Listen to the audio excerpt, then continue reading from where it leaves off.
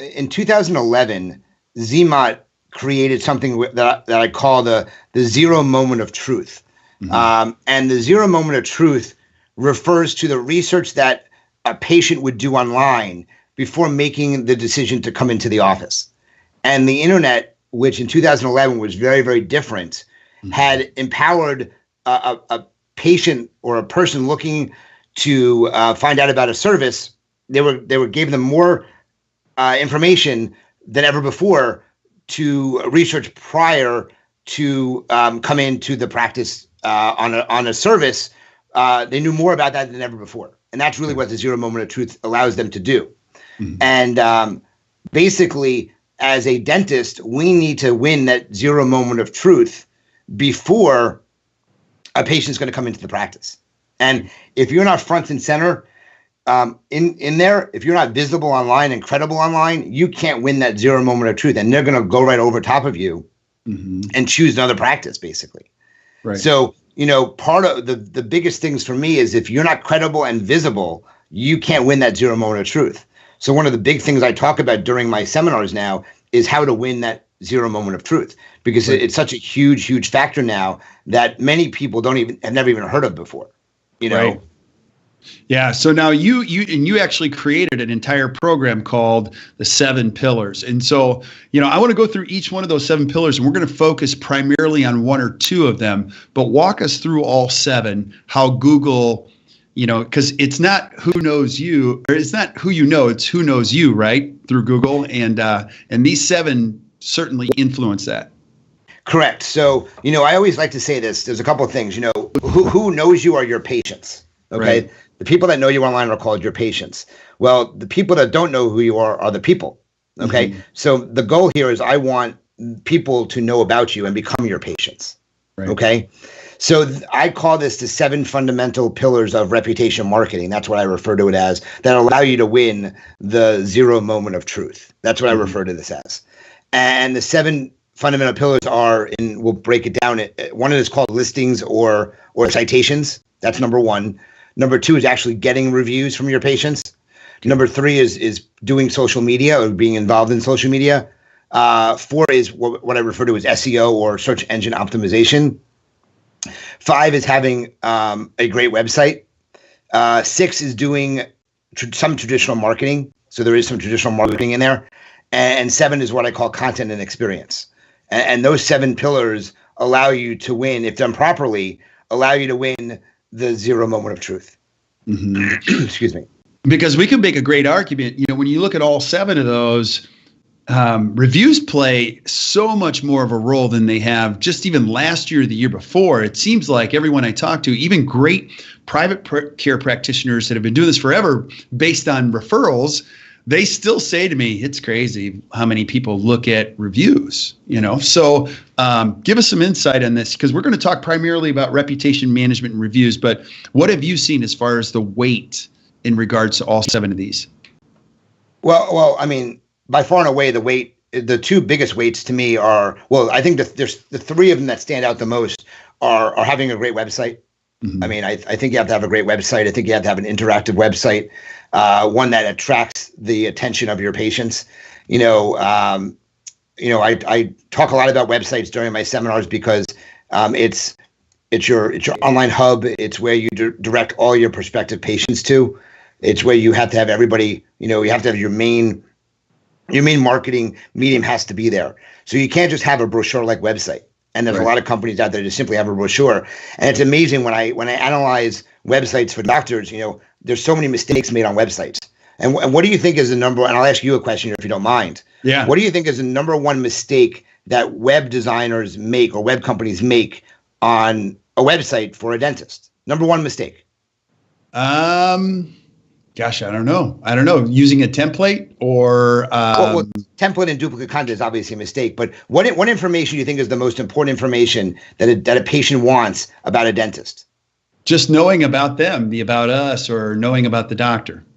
That's my even more important than that. Let's say address. Correct. So okay. They don't even put the address and phone number at the top of the page. It's buried somewhere else on the page.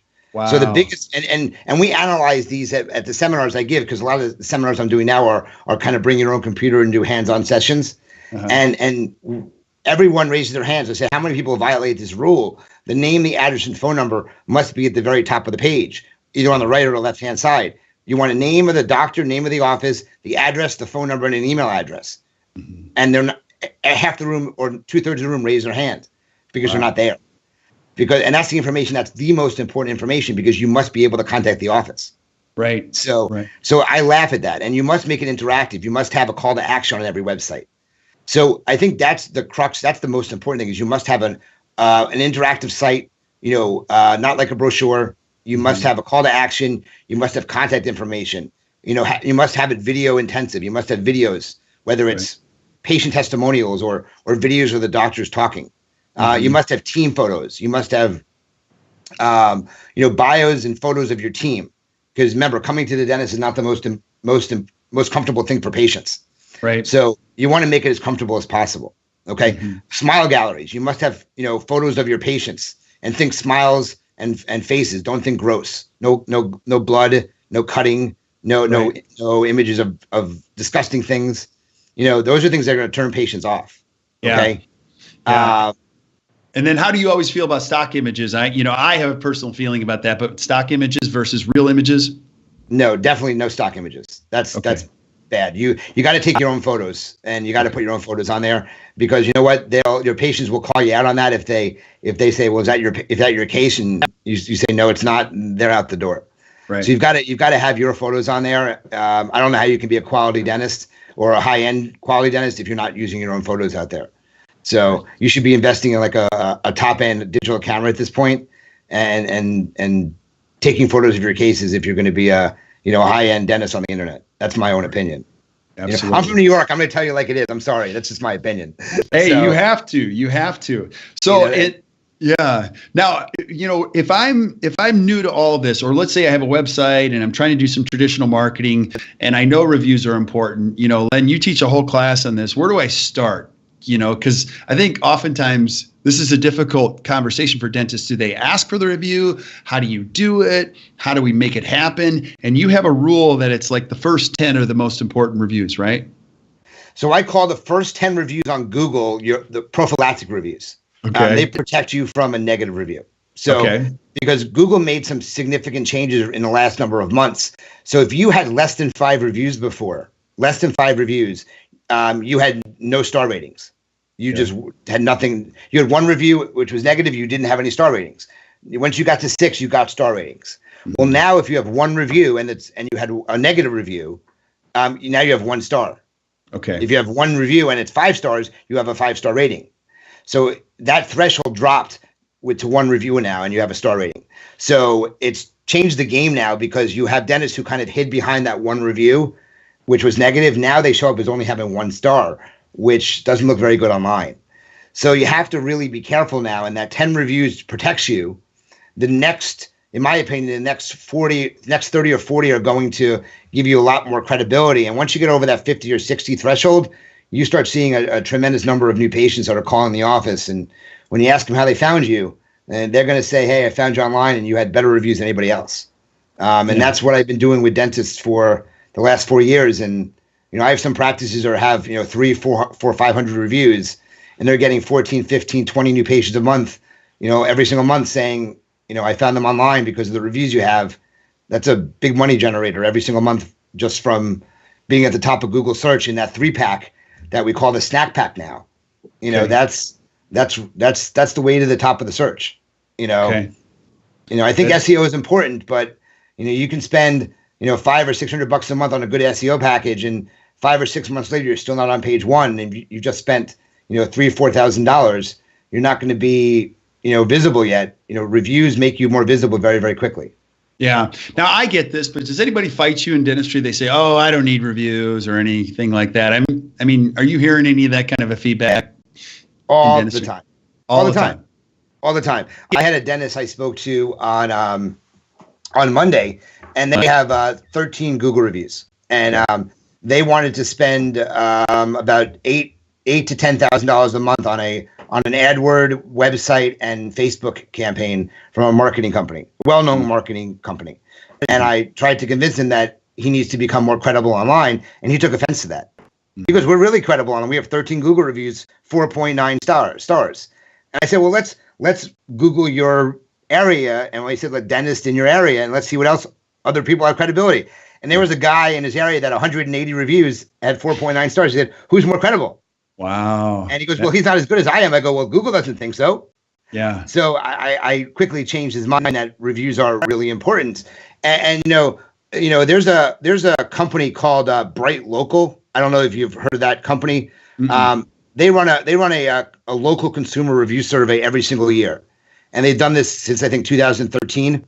And every single year they interview consumers, and they do a review survey. And this review survey I show every single year. I show them at my seminars, and they've done some amazing things for the review industry because they have these surveys that really show the effect the reviews have on the industry.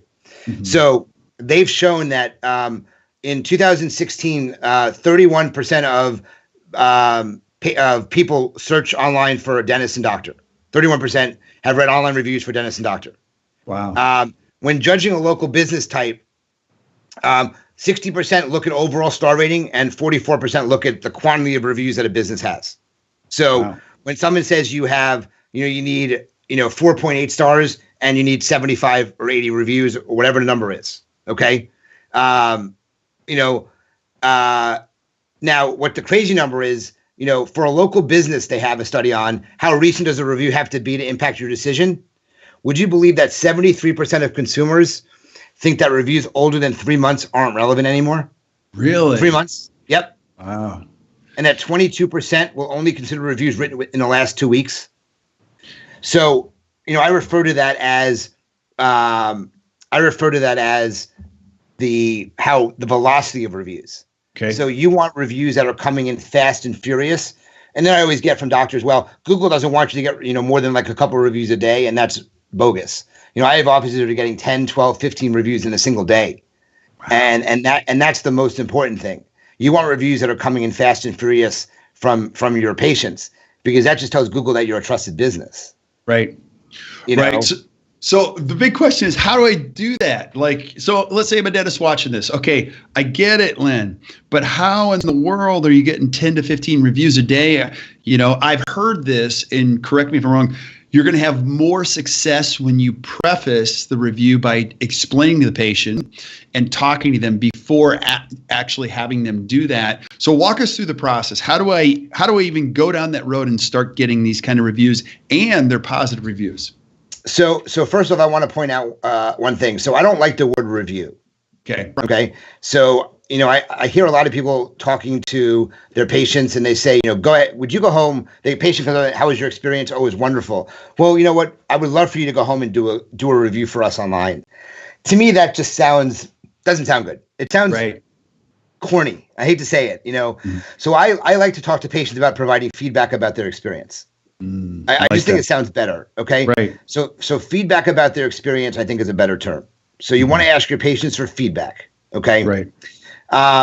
So, and then what I do is we send the patient, a text message to their phone. Okay. The email open rates are significantly, less on an email than their text message to their cell phone. Everybody bombards patients with emails. I like to focus on doing a text message through their cell phones, and that's what and I like it to be somewhat automated, because I like to help filter out some of the negative feedback that we're getting. Right. Because you always have those patients that are going to talk about negative experiences and they always like to convolute the truth. Mm-hmm. So I have a negative review online that says that, Dr. Tao is money hungry. He told me I needed braces and I wore them before. He also told me I needed fillings to be replaced. And if I didn't get it done, my kids would be born with disabilities. Oh my gosh. So well, you're gonna have crazy people, right? well, of course. Yeah. So I can't respond to that, but I also don't like it being online. So that would have been great for that person just to tell me about it, so I could have called the patient and taken it offline and responded rather than it being front and center on Yelp. Now, Right. I don't worry about negative reviews, Kirk. I mean, I consider myself the king of negative reviews. Mhm. So I have about 1,700 reviews online, 1,700 over 10 years. But I have 71 negatives. Okay.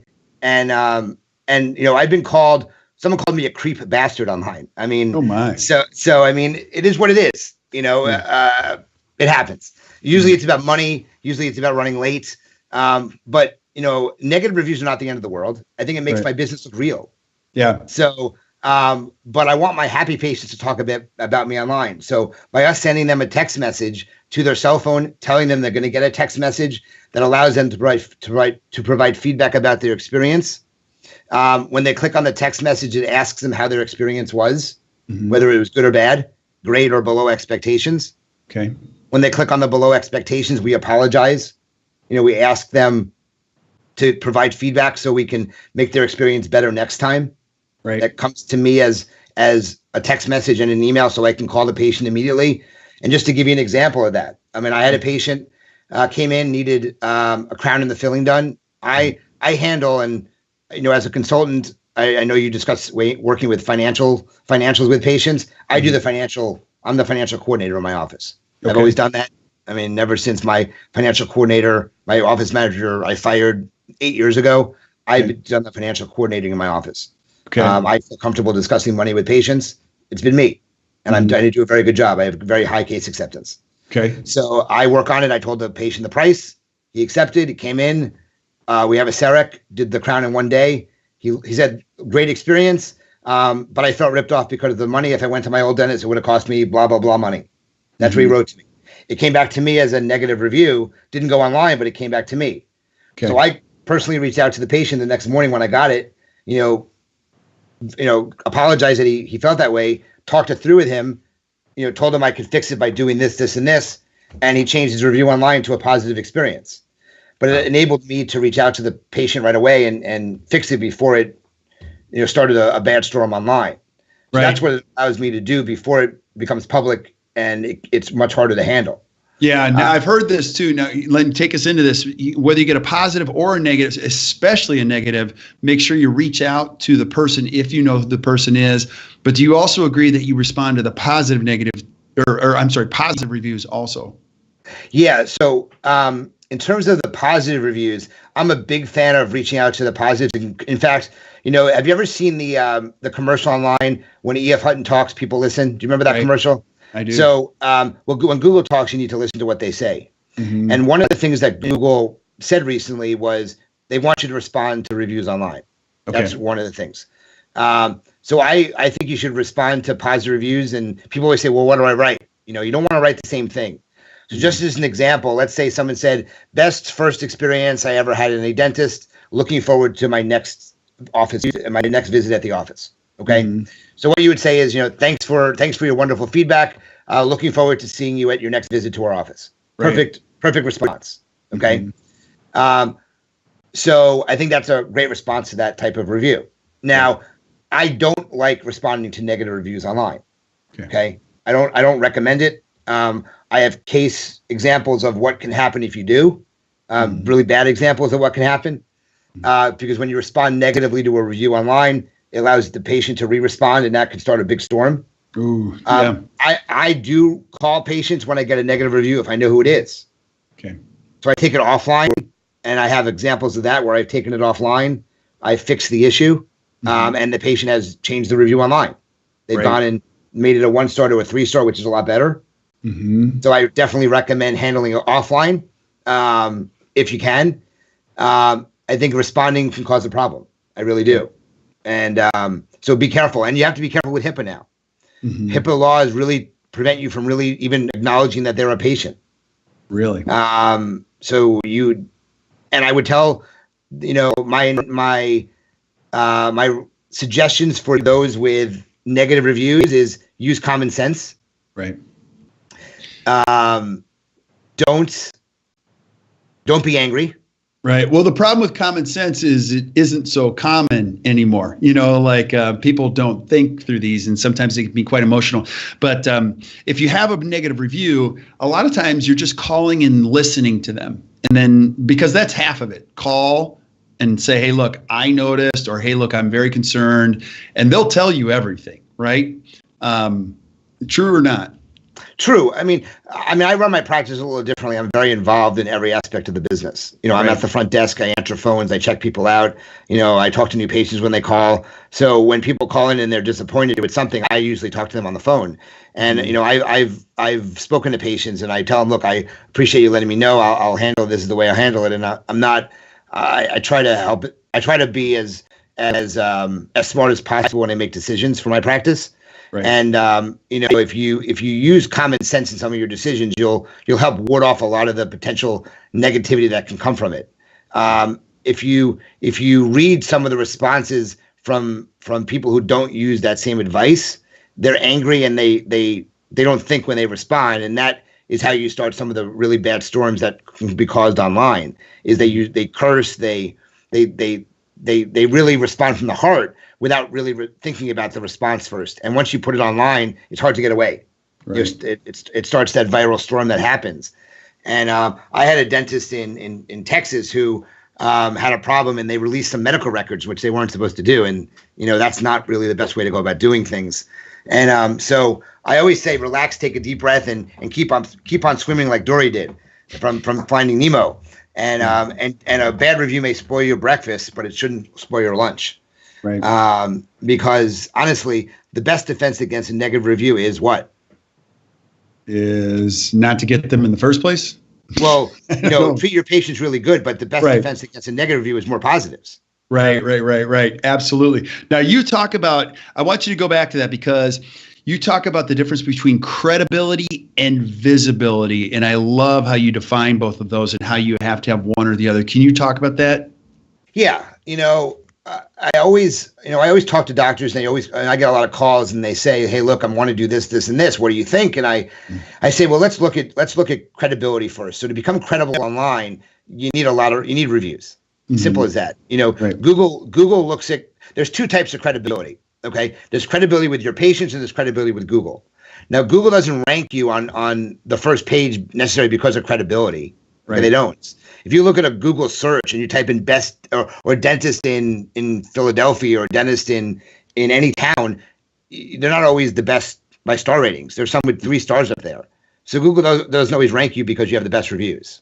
Okay. Okay. So credibility is having a lot of reviews and a very high star rating. Okay. Visibility is also becoming visible and being on the top of the search engines. So by having a lot of reviews and being more visible, you will drive more patients to your practice. So how do you do that? That's the question. Right. So the other way to become visible, from Google and be credible at the same time is to focus on getting your citations cleaned up. And that's a big unknown. And a lot of dentists have no idea what that is when I talk to them. Okay. I don't either. So, I've got some kind of an idea, but give us an idea of what a citation is and cleaning that up. So a citation is a listing online of your practice. There's usually a name and address and phone number attached to it, and there's not necessarily a link to your website. Okay. So an example of that would be Yelp. Yelp is a very strong citation for Google. Right. And Yelp is going to be usually on the first page of Google for almost every doctor out there. Okay. Mm-hmm. Another one would be Yahoo. Another one would be Yellow Pages. Another one would be, another one, an unknown one is called Factual. Factual is a very strong citation for Google that nobody's ever heard of. Okay. Mm-hmm. But these are all citations. They're all online. They're usually acquired through a registration process, but they're also kind of just spawn like rabbits online by themselves. Mm-hmm. And they usually have wrong information on it. Okay. But here's the thing. The more places you're cited correctly online, the more trust Google has in your business. Okay. And the higher they're going to rank you. So think of this for a second. The more reviews you have, the higher Google ranks you. Mm-hmm. The more citations that are correct, the higher Google ranks you. Okay. The more reviews you have, the more patients you're going to trust that are going to trust you, and the more patients you're going to get. Right. So the more trust Google has, you're going to rank higher, and the more patients you're going to get as well. Right. So, but the problem is if you don't have consistent citations, name, address, and phone number, Google actually penalizes you. So one of the questions I get a lot of when we're searching for people is, hey, why does this guy with 1 or 2 reviews rank higher than me and I have 18 or 20 reviews? Right. And usually it comes down to is they have more consistent citations. Okay. So here's the magic of it, or the not so magic of it, is the name, the address, and phone number needs to be consistent. So one of the biggest factors is there's a lot of suite numbers out there. So is it suite or STE? Is it Pennsylvania or PA? Is it street or ST? So is it avenue or AV? Is it PC or professional corporation? So all of these things have to be consistent. Okay. So there's a lot of companies out there that do this for you. Okay. Or can do this for you. And there's a lot of dentists who think they could do it themselves. Right. And they can't, unfortunately. This is not a do-it-yourself job. You can't hire someone to do this. You really can't. Right. So you have to hire and there's plenty of companies out there. There's Yext, there's Moz Local, there's White Spark. There's companies that do this for you and they do it well, but you have to get it done because it's a missing thing. And if it doesn't get done, and you have a lot of reviews, you may find that you're not ranking as high as you can. And I'm talking about, just to clarify, in the map pack. This doesn't really affect the organic rankings. Okay. So if you look at a Google search, you're always going to see at the top, you're going to see the ads. You're going to see below that a map pack of 3. Right. We call that the snack pack now. There Okay. used to be 7, A through G. Now there's 3. We call it the snack pack. Okay. And then you have to click on other places to see more. And then below that's the organic rankings. This affects the map pack, which is the top 3 dentists in your area. Okay. And the goal is to get to the top 3 because, as you know, how many people click to page 2? Yeah. Almost nobody. Yeah. I saw a sign somewhere. I can't remember where I saw it, but it said the best place to hide a dead body is on page 2 of Google, and it was a joke, but the truth is no one ever goes to page 2. I heard a rumor, and I don't know how true it is, but Google's going to try to go to auto scrolling like Facebook does. So nobody ever has to click to page 2 to see if that changes the results because nobody clicks to click. Really? Yeah. So now let me go back to this. What you're saying very clearly is that the combination of all of these 7 adds to whether or not you show up as number 1, number 2, or number 3 on the first page. But really, reviews, it's huge. Like you can't. It's like a non-negotiable component of being on page 1. It is a significant non-negotiable thing of showing on page 1 is reviews, it's website, it's even domain ranking. I mean, there's Google has a huge algorithm out there, and these are some of the biggest factors that are out there. But I want to share with you. You want to hear a couple more crazy statistics? I love it. I've got a ton already here. So how do online reviews affect your opinion of a local business? So 68% say that positive reviews make them trust the business more. So what happens when a patient trusts you more? They buy from you. Right. So 68%. So I have patients who come in my office and tell me, I've chosen you because you're online reviews. Just tell me how much something costs. I'm already coming in for the practice. Wow. And I think one of the most important things is, we talk about, personal recommendations like word of mouth referrals. And I call them word of mouse now because they're online, Yeah. So do you trust online reviews as much as personal recommendations? So that's a word of mouth referral and online referral. And 84% of people trust online reviews as much as personal recommendations now. Yeah, and that's true because even when you get a great restaurant, the first thing I'm doing is, I heard about this restaurant, and then I'm looking it up to see what everybody else said online. And I'm thinking, well, it's 3.5 stars. It can't be that good. And sure enough, it's like Google never lies, or Yelp or TripAdvisor. TripAdvisor has never lied to me once. When it's 3.5 stars, it's not that good. You want to stay away. You want to stay away. And, if 84% trust online reviews as much as personal recommendations, that means that 16% don't trust online reviews. 16%. Now, how many people do you think use the Yellow Pages right now? What percent of people? 14%. Oh, 14 do? Okay. So how many people do you know still do Yellow Page ads? Almost no dentists. So why would you not be doing reviews right now if 86% trust them? That's true. Good point. Very good point. So that's why people need to be doing this. They're just, and if you're not, you're just behind the eight ball. And look, people say that, you know what, I'm just going to ask patients to do it. So people say, well, what are my options? I have no problem if you're going to ask patients. But what percentage do you think people, if you ask 100 patients, I want you to go home and I want you to do an online review for me. Okay. What percentage do you think actually go home and do an online review for you? I would say it's probably extremely low, because as soon as I get home, I'm going to forget. I'm going to be caught up in the tornado of I have 4 kids, 2 dogs. You know, the last thing I'm thinking is I got to log in online and say something nice about my dentist. So I would say 10% to 8%, maybe even 5%.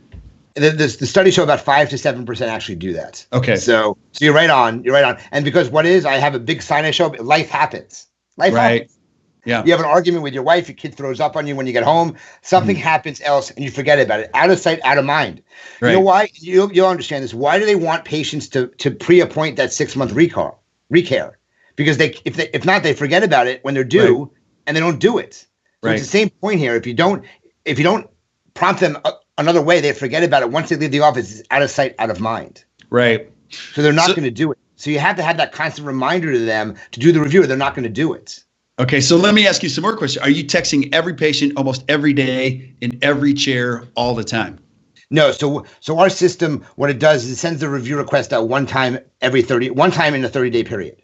Okay. So if a new patient comes in today and they come in next week for a crown and 2 weeks later for the insert or a filling, they're only getting one message within a 30-day period.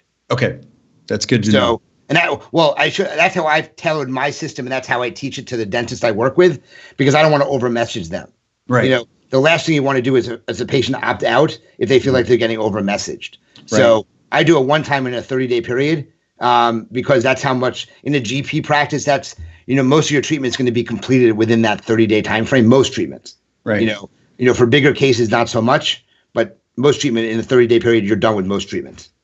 So, but no, I'm not messaging every time. I'm not, and at the end of treatment for like Invisalign or any of these big cases, I'm sending them a manual request through our system, which is, at the end of treatment, I say, I hope you enjoyed, I love your result. I hope you enjoyed our time here. I'm going to send you a review request or a feedback request to provide some additional feedback about your experiences.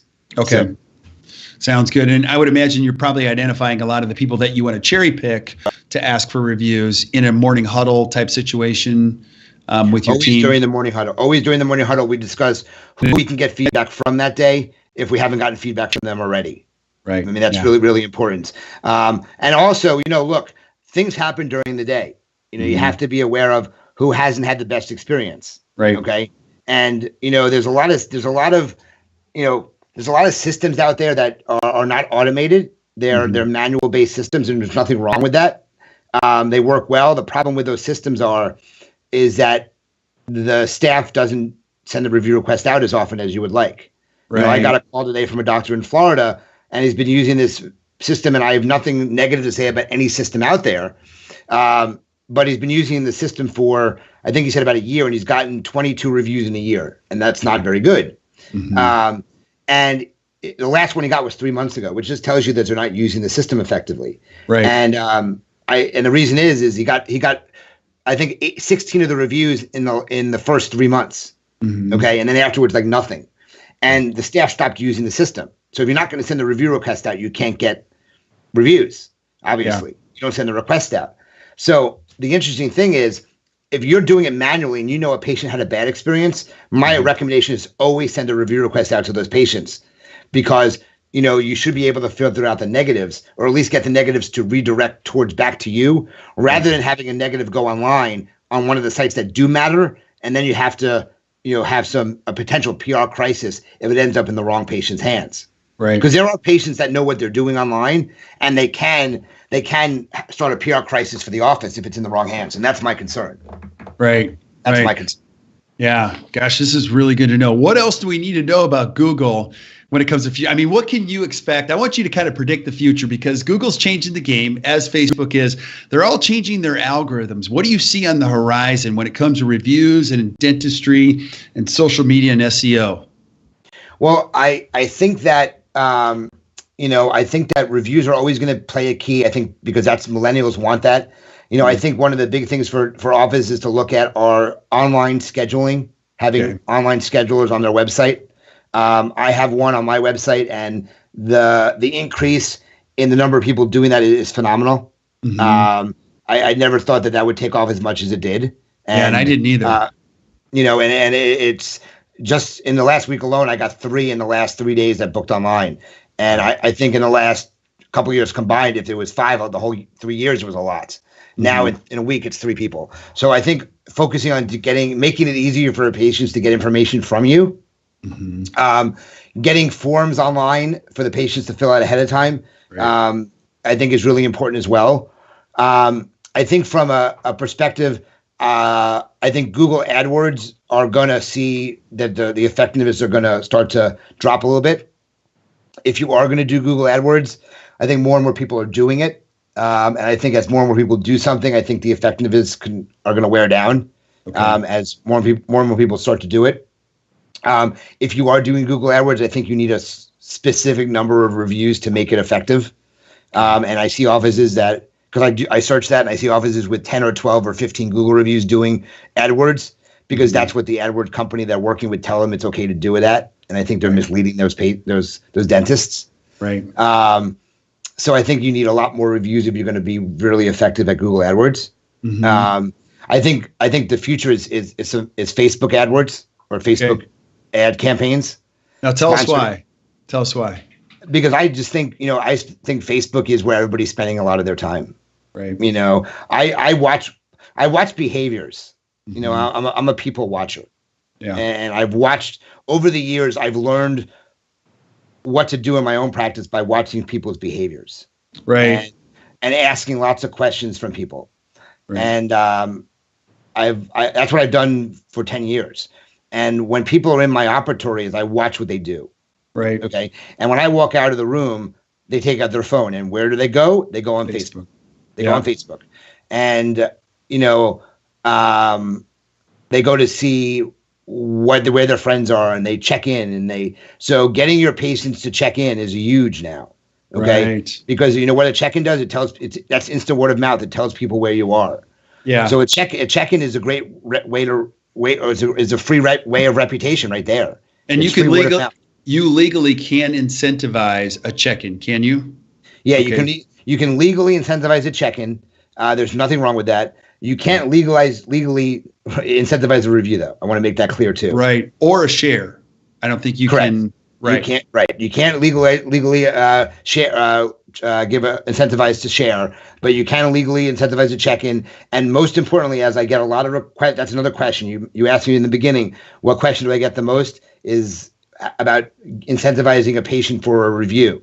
Right. So you cannot, and I repeat, cannot pay a patient. You can't give them a gift card for a review. You can't. The one thing you can do is you can enter them into a raffle to win something. That's probably the extent that you can do something.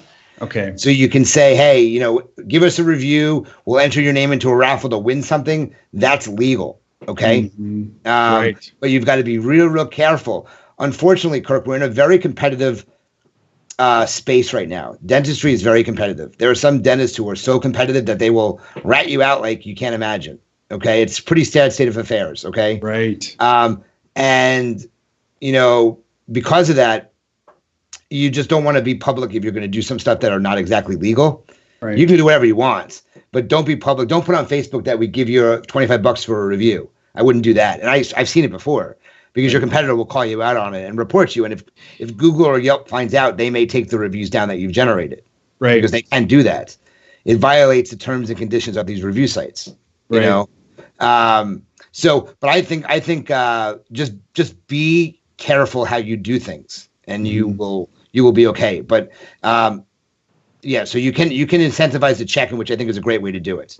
Because it's instant word of mouth. But I think Facebook is definitely a future. Although I will be very upfront about it, is unless you're willing to pay to play on Facebook, okay, which means you're going to boost posts, you're going to do some sponsored advertising. Right. I don't think Facebook is a great new patient generation machine, because the organic reach is extremely low right now, and it's very difficult to get reach from unless you pay for it. So just posting stuff isn't going to work to get new patients. Right. And there's a lot of companies out there that have made dentists believe that if they just do social media, that they're going to get new patients. And I think that's the wrong way for these dentists to believe. Right. And I don't think that's fair to them, because, I think they have to be careful, because, dentists sometimes believe too much. If someone says it, they believe it in a lot of ways. And, just like those Nigerian email scams, the reason they do it is because people actually give them money, believe it or not. It's crazy. So in this case, when they put out there that they get new patients from social media, they're misleading the public in that sense, or the dentist in that sense, because if you just post things on social media, chances are you're not going to get new patients from that. Right. But I think social media advertising, if you're willing to pay, you can get some huge return on investment from that. Right. So I think that's really the future. But it all goes back to, I think you need some great reviews online, and I think you'll definitely be at the forefront of everything online. Because again, 20 years ago, when you were referred to a dentist, what did you do 20 years ago? You asked around. You talked to your friends. You called the office. You just called the office and you made an appointment. Right. So you asked your friend who is a dentist. Oh, my dentist was Dr. Len Tao. Okay. Mm-hmm. Or the office, and you picked up the phone. You looked in the yellow pages, or you looked it up, and you made the call. That's what it was done. Okay. Right. Nowadays they look online. Okay. 83% of people use that personal recommendation, and they look online, and 52% of the time they're looking for online reviews before they actually make the call. And the scary thing is, now even specialists are starting to figure that out, because remember nowadays, or back then, orthodontists were 90% word of mouth or doctor referrals. Right. Okay. Now with the advent of Invisalign, and I'm a big Invisalign provider, the orthodontists are not doing as many cases anymore.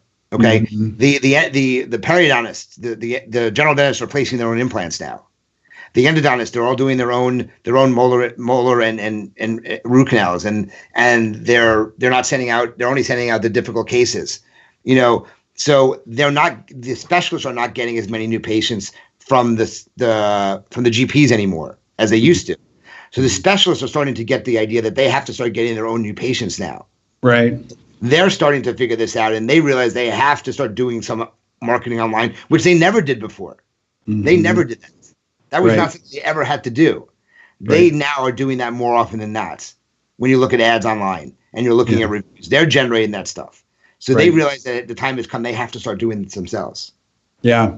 Well, I think if you own a business, period, the web is like a non-negotiable component of a successful business history. And with the ever-changing algorithms that are happening in Google and Facebook, it's going to be interesting. 1 in every 5 minutes is spent on the internet is spent on Facebook. Zuckerberg just purchased the world's leading technology in 3D. It's going to be really, really interesting to see what happens here in the future. And I just love talking to people like you that are right there in the middle of it, watching all this happen, because some of us are still attached to what we heard 3 and 4 years ago. Oh, blah, blah, blah. But it's constantly changing. Even what we're doing on Facebook, the algorithm changes every day, like every single day. So it's good stuff. Buddy, I know if people are watching this, there are going to be a ton of questions regarding how this all works. How do I even start this? What do I need to do? How do I get the first 10? You're just an incredible resource. So I did list this. I listed your email address and your number in the thing, but we're also on iTunes. So if somebody isn't privy to this information, can you give them how to reach out to you and if they have more questions? Yeah, one of the things I like to do, Kirk, is I like to do personalized demos with the dentists. It's me. They get me on the phone. I sit with them. I show them how they look online. I break it down into how they look, how I think they can look, and I show them how things look online. So they can reach out to me personally, and they can call me on my cell phone. It's 610-733-2473. That's direct to me. And they can also reach out to me via email, and that's drlentau@birdeye.com. Like I said, they get me. They don't get some person who answers the phones. They will get me on the phone. A lot of times they can't.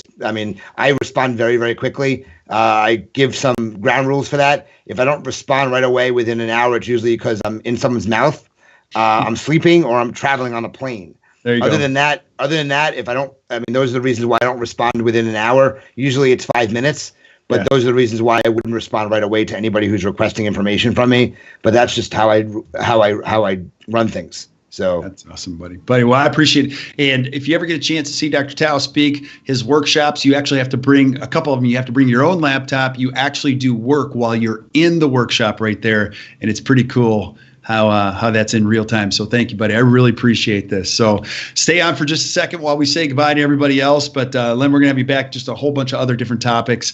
But hold on one second. Hey, if you're watching, I really appreciate your you being on today. And if you found this valuable, do me a favor, hit the share button. I can't incentivize that. All I can do is ask for that, right? Because obviously, but you share the information with your friends, and keep sending us suggestions like you are for things that you want to see, and we'll do our best to line those shows up. So until we see you next time, keep watching the Best Practice Show. You guys have a great evening.